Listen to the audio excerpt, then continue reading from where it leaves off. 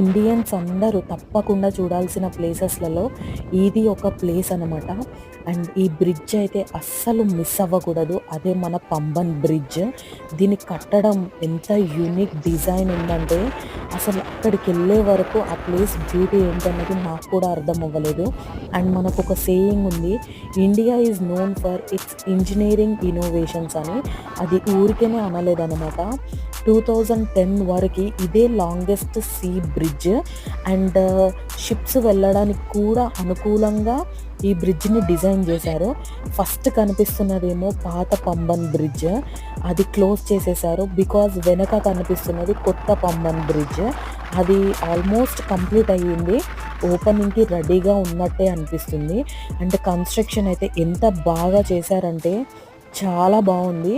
And Tamil Nadu trip videos వస్తాయి. తప్పకుండా miss కాకుండా చూడండి.